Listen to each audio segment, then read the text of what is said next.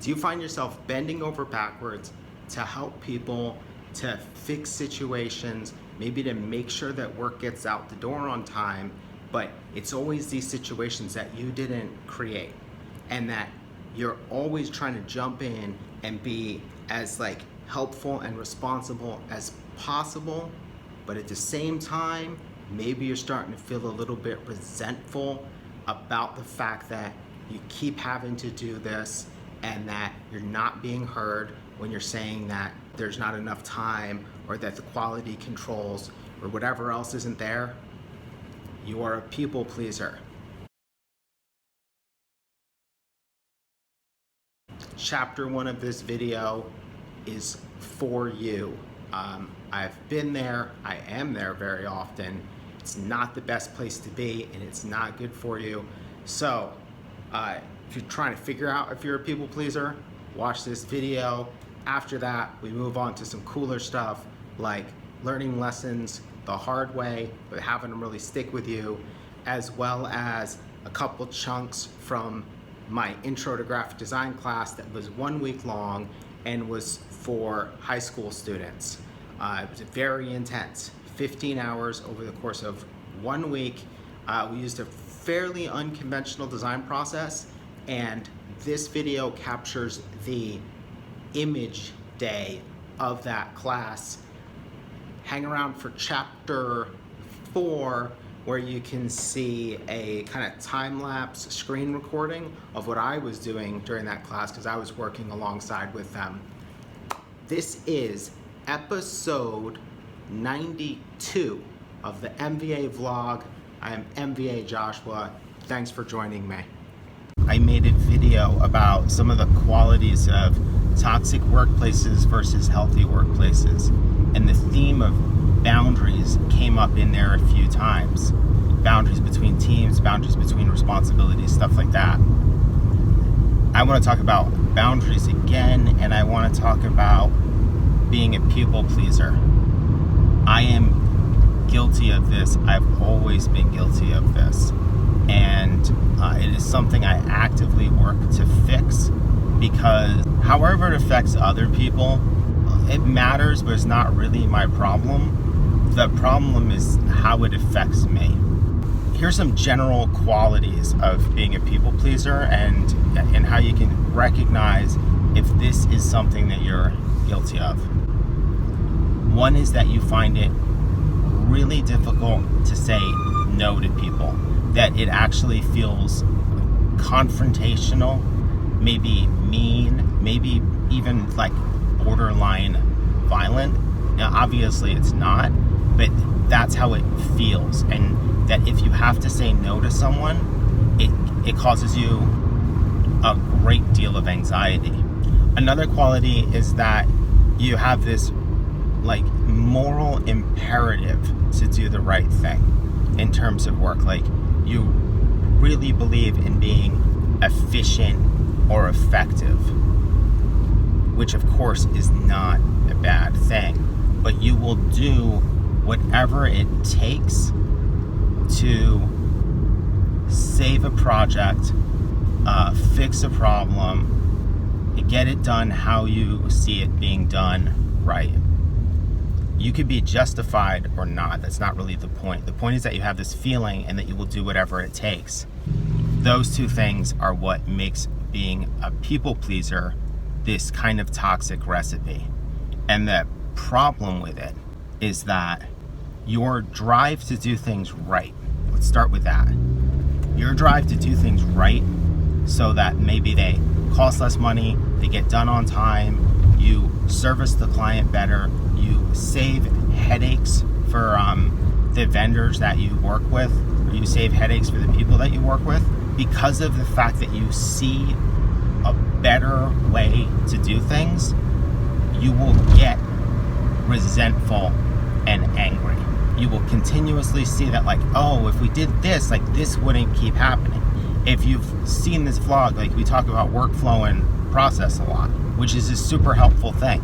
But if you're in an environment and you can't fix the workflow or the process, and you keep doing everything it takes to do the best job possible, you're going to create this messed up situation for yourself. You're going to be pissed off, especially when you're staying at work till 10 p.m. to fix things that never needed to be broken in the first place.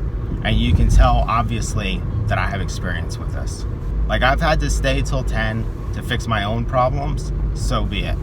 But I've stayed late fixing other people's problems more times than I want to admit. And you have to think about it this way.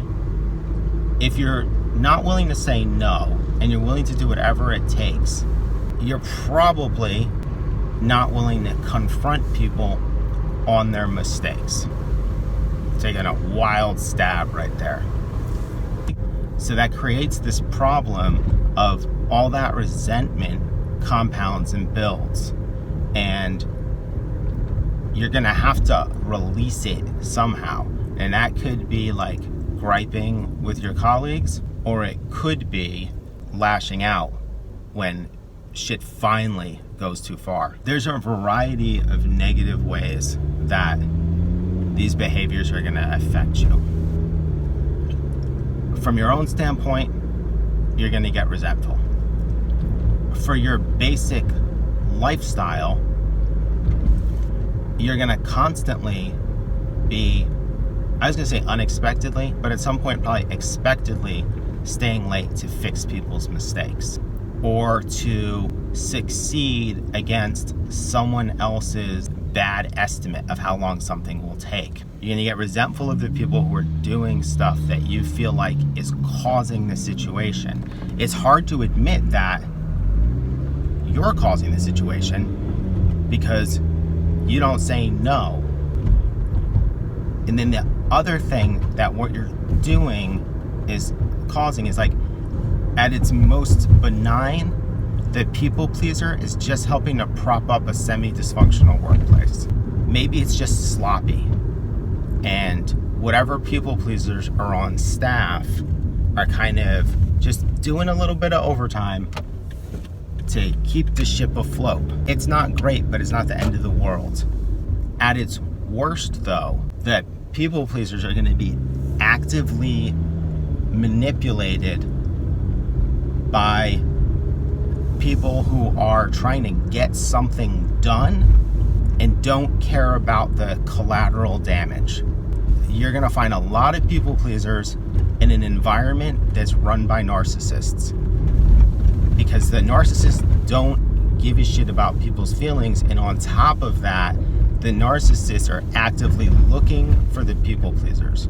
The narcissist says, yeah, we can do that, and whether they're conscious of this or not, they rely on all those employees who don't say no and who will work the weekend without batting an eye, and that is how you prop up a supremely dysfunctional environment.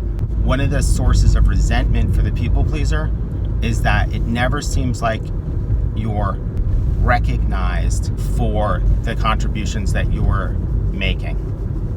You have someone who really wants to be efficient and effective. So what they don't want so much is recognition, though it's nice. What they want is for shit to change. But they prop up this broken machine. If you have a team and the manager is a people pleaser, that means the team is constantly going to be put upon.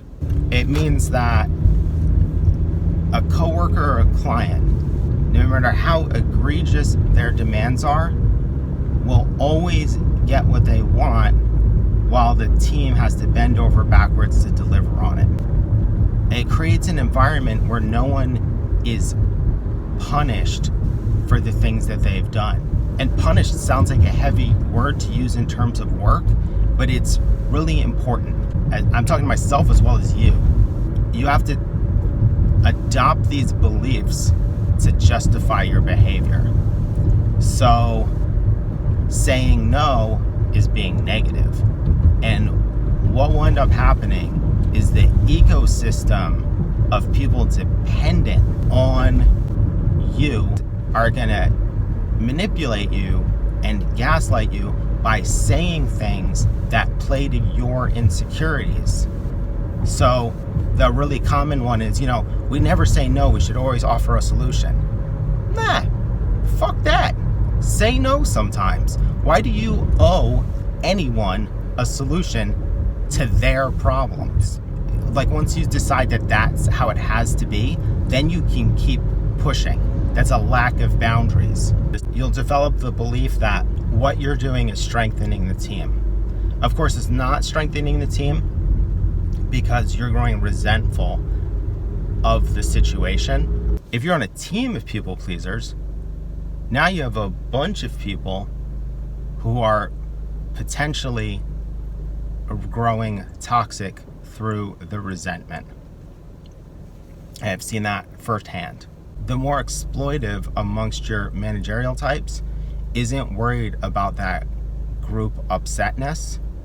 So you invent this system of beliefs that's necessary to keep you doing what you're doing. And ultimately, this whole thing is about maintaining a certain emotional state, which is that you want to feel good and calm, and you don't want to experience upsetting emotions, which is a very normal thing.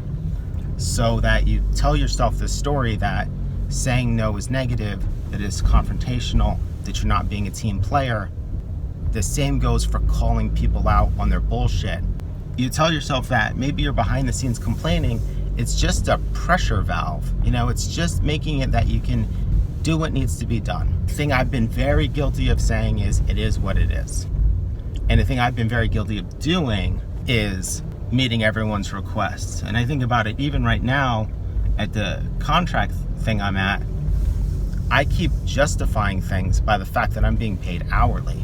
So if someone else screws up and I stay till 7, well, that pays for groceries. But I'm just as guilty of the same bad behavior as when I was salaried, which is that I'm letting people get away with making dumb decisions and then using me and my agreeableness as a way to keep the whole thing stable. The biggest thing you got to ask yourself is, are you happy, and are you getting accustomed to the bullshit? The big thing is that being effective does not require swimming through bullshit. It's just that the type of person you are, you keep diving into rivers of bullshit because you, unwilling to say no and willing to do everything, are a necessary cog in the wheel of dysfunctional people. And it's something we got to do better at, because it doesn't make us happy. Nobody wants to unexpectedly stay till 7, 8, 9, or 10. Nobody wants to unexpectedly take up the Sunday thing. And the other thing is that you might make yourself feel better by the fact that you got an extra vacation day because you stayed for that Sunday. But all you've learned in doing that is that extra vacation days ain't a big deal, or they wouldn't have offered it to you.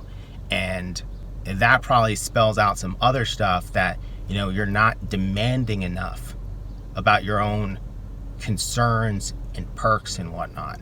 So that's some stuff to think about if you are a people pleaser. Just like, here's a really basic cue. Do you find yourself wanting to be like, what the fuck are you doing? And then saying, yeah, I can make that work, or I can make that work, but it's gonna have to be 2 hours later. That second one seems reasonable. It's not. It's still being a sucker. And then, do you find yourself getting like physically agitated if you know that you are gonna have to explain to someone why something is impossible?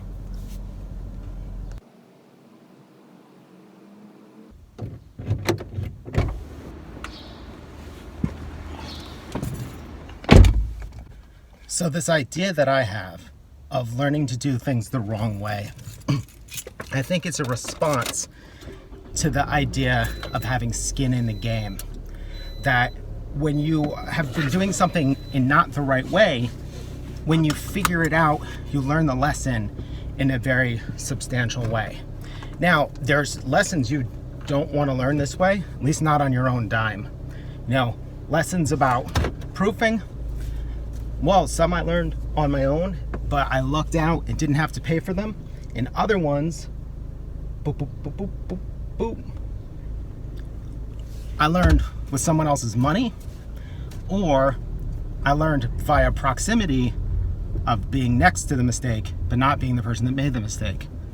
But a really small one that just popped in my head was at my first job, I did this title wall, so for an exhibition, and it was a 4-color title wall, so all cut vinyl, and it was huge. It was fairly intense. It had a typographic pattern in it, and then a bunch of other stuff. And we put the thing up, and I did the absolute best job that I could muster. And something about it bugged me, but I couldn't put my finger on it.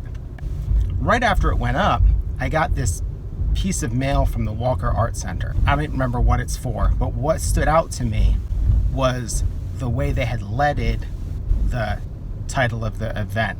So leading being the space between lines. It's all caps, and their leading is really tight. It's not touching, it's not paper thin, but it's tighter than the default leading that comes out of the tube, as I like to say. Now, my leading on this title wall, which also had all cap stuff, was basically the default setting out of the tube.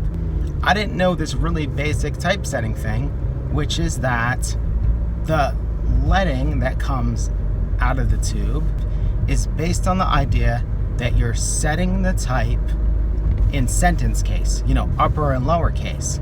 If it's too tight, it becomes hard to read because it's noisy. Like, it's visually noisy because you got all these like upward strokes and downward strokes. They can touch each other. So you want just enough breathing room that it's visually easy to read, but also economical, or not so much of a gap that you actually have a hard time, like if you're reading a text, getting from one line to the next. It would be jumpy.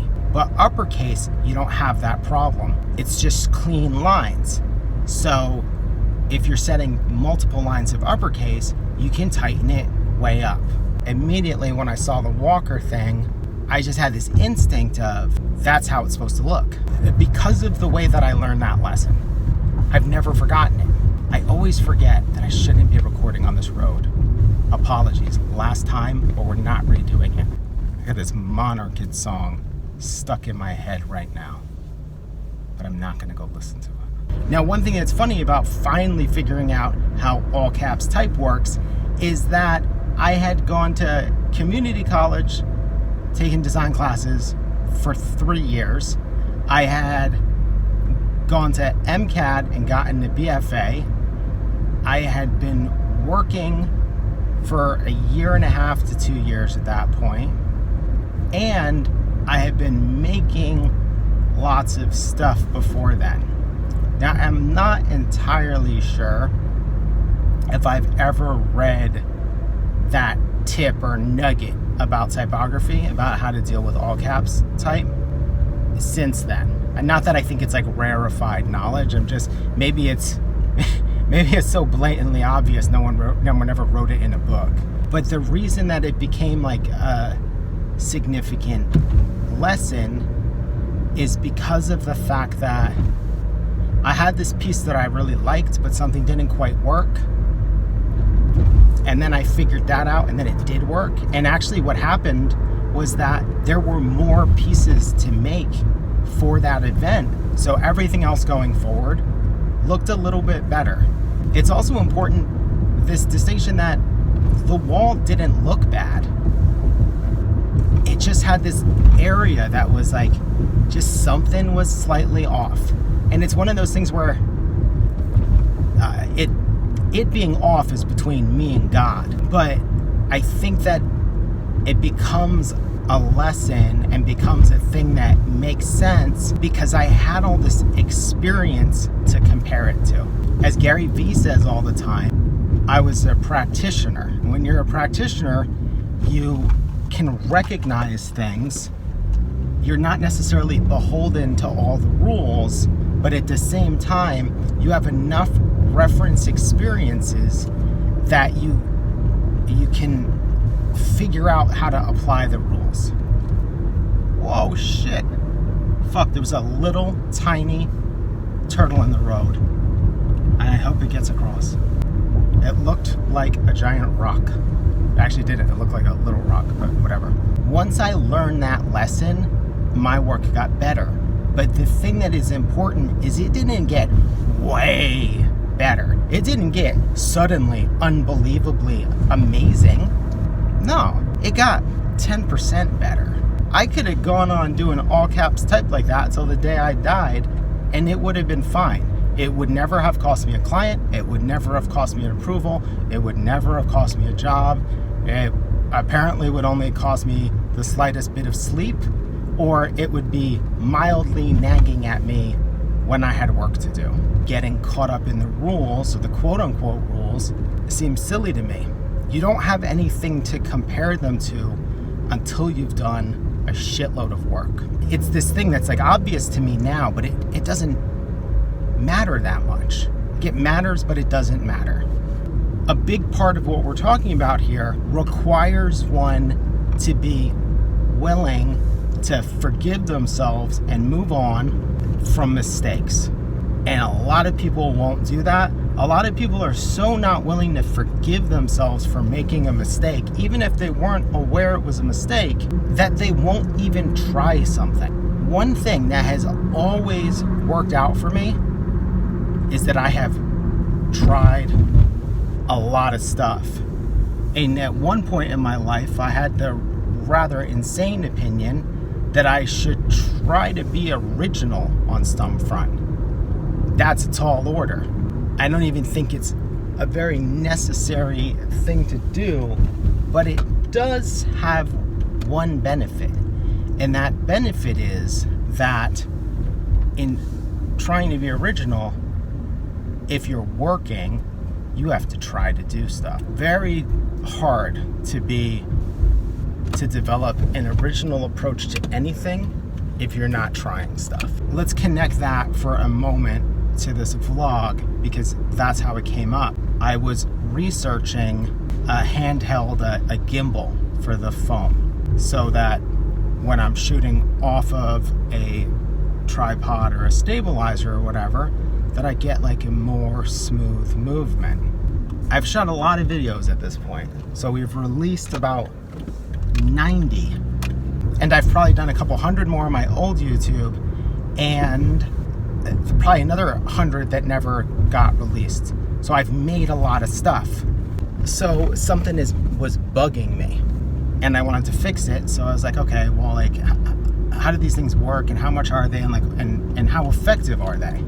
And then I come to a video that basically says, your problem is almost certainly how you're holding the camera and what you're doing with it. And explained it, and I was like, oh, that's the problem.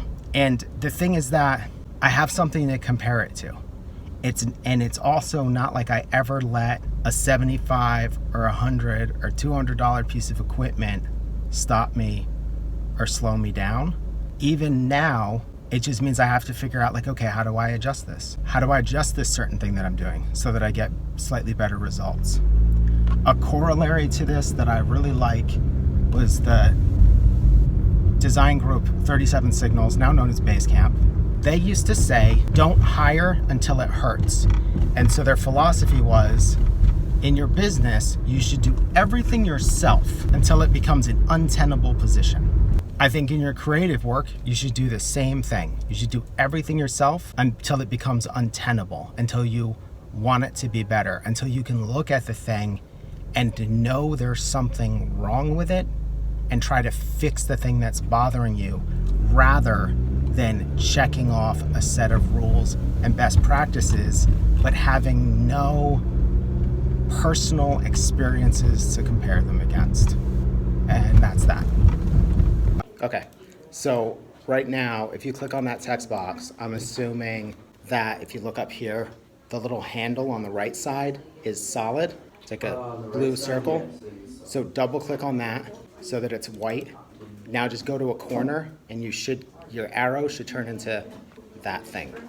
Oh, all right, nice. The other thing is that if you kept it the same, there's a rotate tool, which you could just hit R, and then you'd be on the rotate tool, and then you can rotate a text box.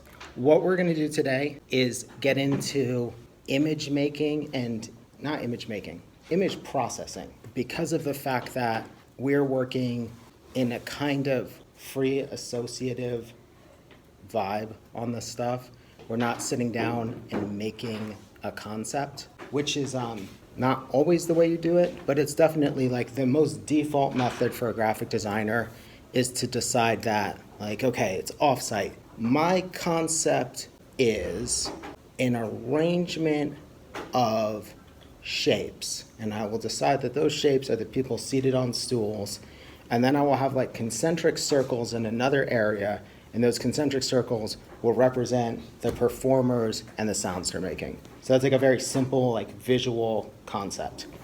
Not the problem with that, but the problem with trying to do that in a week is that you want enough time to come up with a concept, you want enough time to come up with a good concept, and then you want enough time to actually execute it well. So the thing that I just described, we could execute unbelievably poorly. Like, it could be terrible, or it could be amazing, and it takes a lot of time to bridge that gap from terrible to amazing. And if we shoot for that, there's just a good chance that we spend a week and we all have mediocre work, and we all chased after just one thing, and then we don't get to see what the possibilities are. In the same approach that we took with the typography, which is like we try lots of things, and then as we're trying things, ideas kind of pop up into our head, like, oh, that reminds me of this, and this reminds me of this, and what if I do this? And then all of a sudden, you've got this rich exploration from which your internal research can kind of respond to, and you can pull stuff from. We're gonna do the same thing with images today. The first thing that we're gonna do is we're gonna use a website called Unsplash. It is almost like if Instagram was a website where you were expressly allowed to download and use the photos for anything that you please with no regard for the owner's rights or privileges or anything like that. And the reason that we want to do this is that, like, even if we find an image of offsite on the web, it doesn't really mean that we can use it. It just means we found an image. We can very well be sued for using that image. So for our first part of image research, we just want access to images that we can use with no problems whatsoever. So we're going to use Unsplash because the range of quality is like all over the place. How we are going to search for stuff is we're going to use our research, because our research should have some keywords in it of ideas, images, things that we can start to dig into. And we can be as loose or as wide as we want. If one of the things that stood out to you was no input mixer, you could search for sampler, or you could just search for like musical equipment. The thing that I want everyone to think about and to focus on is that over the course of about the next 45 minutes, we just want to pull a lot of different stuff. Don't be focused on finding the one perfect image, because in the time frame that we have, we don't have that luxury. But in a 15-hour class, we cannot waste even an hour looking for one specific image. Find something that's remotely relevant, save it to a folder on the computer. Yeah, I might search for, I'm just going to start with like something really abstract, silence. And I'll be like, corny, corny, corny. Interesting. I'm like, why do I think that's interesting? Because it's one small thing in a field. Do I think that this is the best photo in the world? Not necessarily. I might find this photo corny 20 minutes from now, but for the moment, it's mildly interesting. And then if I scroll down, I might find additional images that are like related to it that might give me something unexpected but that fits. Like, you want to let yourself just kind of drift, because you can afford to spend 5 minutes looking at something that maybe you're not sure why it feels right, but you're intrigued. You can afford that more than the idea of that hour spent hunting for masterpieces. And it's important to grab a lot, because what happens is once you go back and look at the stuff, you start to go like, oh, that sucks, I don't like that, what was I thinking there? So you want to grab a whole bunch of stuff. And then on top of that, even if you find the perfect thing, once you go to use it in a concept, it might not work how you wanted it to work. So then you can slave away trying to get it to be this thing that it's not, or you can just go to the next thing on the list. And then I think that we need some music today. So what should we listen to? We could listen to Lion King soundtrack. I'm joking, we're not doing that. What's that? I'm down with that, but only if it's old LCD sound system. Good work music though.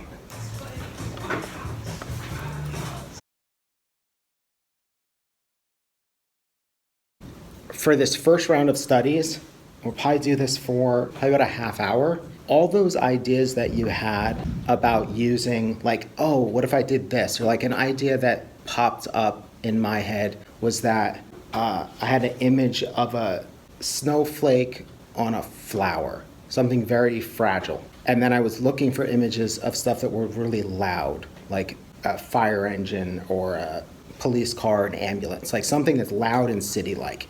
And then I was like, oh, it could be kind of cool if those two things just live next to each other, and it's just about that contrast. What we want to do is we're not going to worry about type or anything. We're just going to think about those ideas that you had as you were pulling images, starting to just play with some of those images. So you bring them in.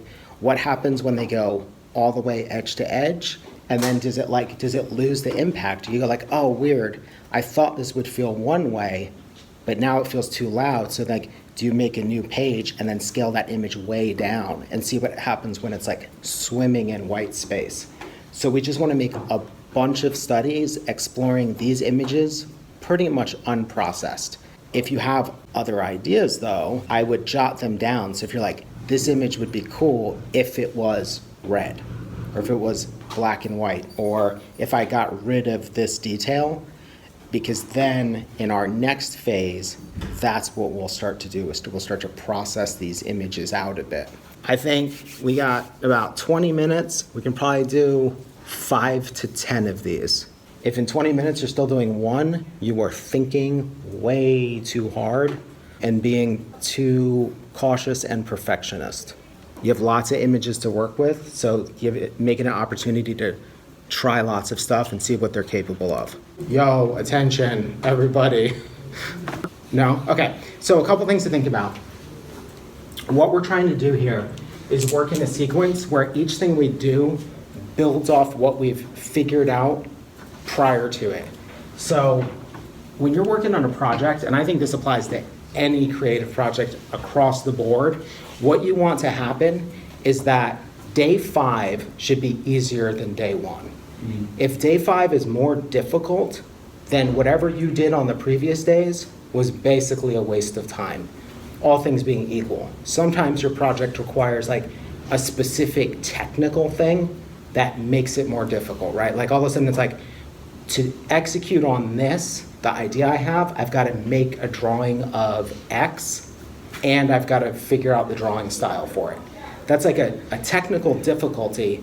But on the other hand, if you knew how to do that, that day would actually be easier because you'd know what it was you were doing. What we're trying to do here is get to this point where, we started out and we did our research.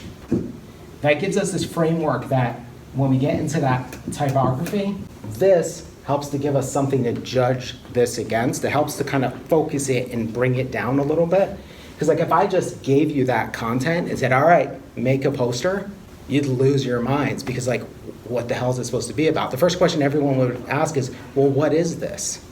So this starts to take care of that. And then we get into this image making thing today. Now, there's 2 things that happen. One, everybody has at least something from the typography to work with. So if the last 2 hours were totally unproductive, and by unproductive I mean you didn't find anything, then it wouldn't matter because this was already fine. Like, how many people have stuff from this where you just popped an image in and you were like, oh, I just throw some type on top of that and it's done. Anybody have that reaction?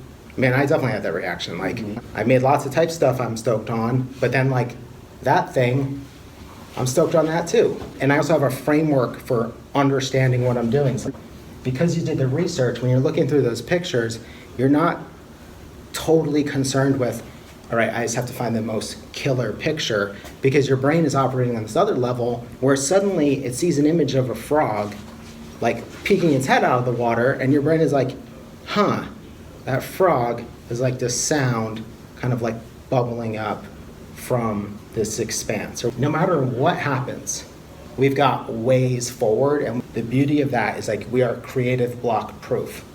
There's no way for you to get creative block because you've done all of this stuff in order and you keep building off of it. If we were doing a traditional design project, it would be fairly similar, except that we would do research and then we would do ideation, or actually we wouldn't do that, we would do analysis.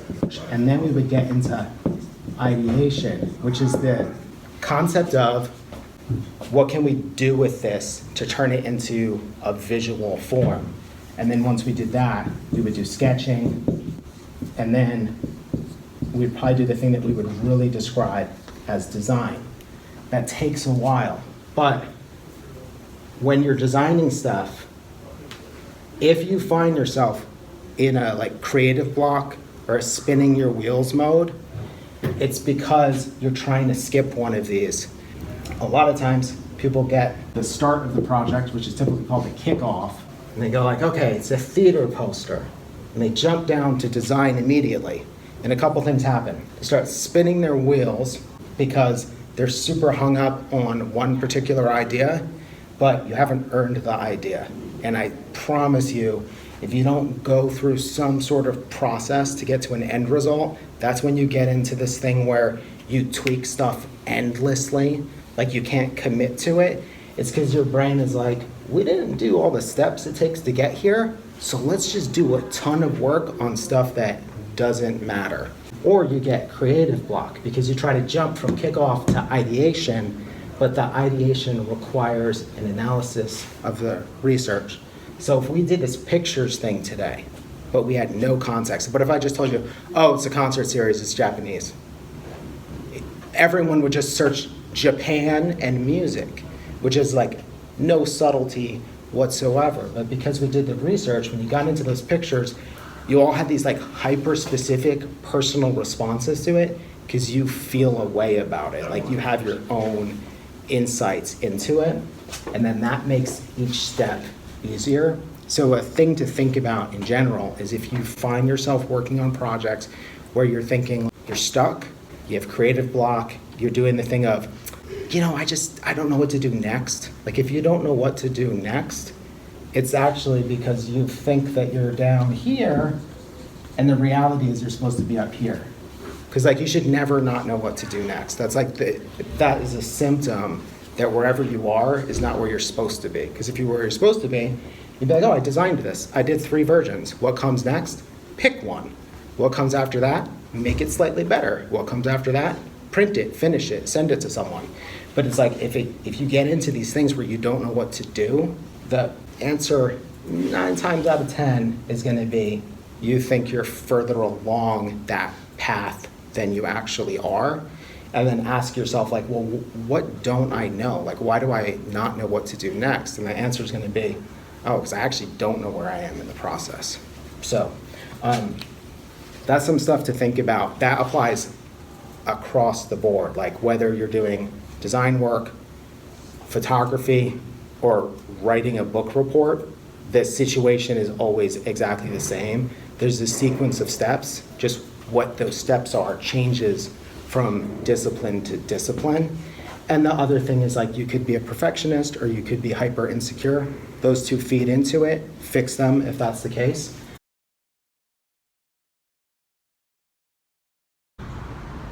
I just had this funny realization that I've made my threshold for success so unbelievably low that that's probably a big part of why I'm able to do so many versions on a project in such a short period of time. So I just got out of my intro class today, and we were doing these image-only studies, and then we did these processing ones. Now, the processing ones, I didn't get very much done because I was busy teaching everyone how to use Photoshop, but the image-only ones, I must have got like at least 12 studies done in like 20-25 minutes. And I go around the room and I'm asking everyone like, hey, so who's got something they're excited about? And nobody does. Like, nobody is excited about anything. I pop an image in, adjust the crop slightly, and I'm like, oh, that's cool. Then I duplicate the spread and I move it, and I go, oh, that's cool. Then I duplicate the spread and I bring in something else, and I go, oh, that's cool. And that must be a really big part of why I'm able to work really fast and get so much stuff done, is that I really am easily entertained. And but I don't see a downside to that. So take that, I guess we take that how we will. I think that must really explain why I get so excited about working and why I can get lost in the work for so long, is because of the fact that I'm constantly entertained by the output of the process.